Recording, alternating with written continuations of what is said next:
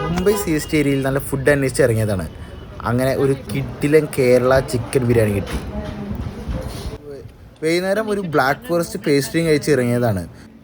നവി മുംബൈ വാശിയിൽ നിന്ന് നേരെ CSTയിലേക്ക് ബസ്സും ട്രെയിനും ഒക്കെ പിടിച്ച് അവിടെ എത്തിയപ്പോഴത്തേനും രാത്രിയായി. അങ്ങനെ ഒരു ഏരിയയിലെത്തിയപ്പോൾ മൊത്തം കേരള ഹോട്ടൽസ്. അങ്ങനെ നേരെ റഹ്മാനിയയിലേക്ക് വെച്ച് പിടിച്ച് മെനു നോക്കിയപ്പോൾ എല്ലാം അഫോർഡബിൾ റേറ്റ്സ് ആയിരുന്നു. 65 ഒക്കെ 180, ബിരിയാണിക്കും 150 റേഞ്ചുമായി നല്ല അഫോർഡബിൾ റേറ്റ്. അങ്ങനെ നേരെ ഒരു ചിക്കൻ ബിരിയാണി അങ്ങ് ഓർഡർ ചെയ്തു. നല്ല ഫ്രൈഡ് പീസാണ് ഇവിടെ വരുന്നത്. പിന്നെ കൂടെ മുട്ടയും വരുന്നുണ്ട്. പിന്നെ വേറെന്ത് വേണം.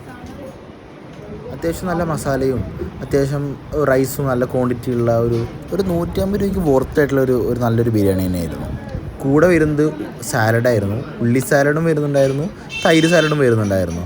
അച്ചാർ മാത്രം മിസ്സിങ് ആയിരുന്നു. ഇവിടെ പൊതുവെ ഹോട്ടലുകളിൽ അച്ചാർ കിട്ടാറുമില്ല. അത്യാവശ്യം നല്ലൊരു ബിരിയാണി തന്നെയായിരുന്നു അത്.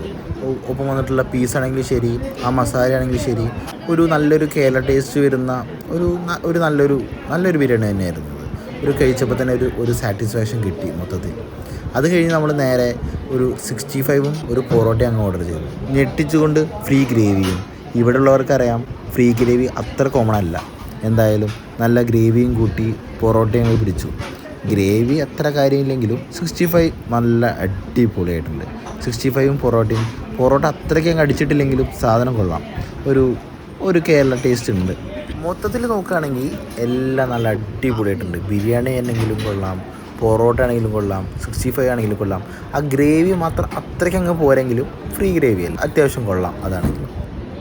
അപ്പോഴാണ് അപ്പുറത്തെ ടേബിളിലെ ചേട്ടൻ ഒരു വെള്ളയപ്പം അങ്ങ് പറഞ്ഞത്. ഞാനും പറഞ്ഞു ഒരു വെള്ളയപ്പം. നമ്മുടെ പഴയ ആ ഒരു ഗ്രേവിയും കൂട്ടി വെള്ളയപ്പം കൂട്ടി നോക്കി. വെള്ളയപ്പം അത്ര പോരാ. രാവിലത്തെ ആയതുകൊണ്ടായിരിക്കും അത്രയ്ക്കൊരു ആവറേജ് വെള്ളയപ്പമായിരുന്നു. അത് മേടിക്കണ്ടായിരുന്നു. എന്നാലും കുഴപ്പമില്ല. ബാക്കിയുള്ള സാധനങ്ങൾ വെച്ചിട്ട് തന്നെ നല്ല അടിപൊളി കിടിലൻ ഫുഡായി. നമുക്ക് വന്നത് ടോട്ടലായിട്ടൊരു 328 രൂപയായിരുന്നു.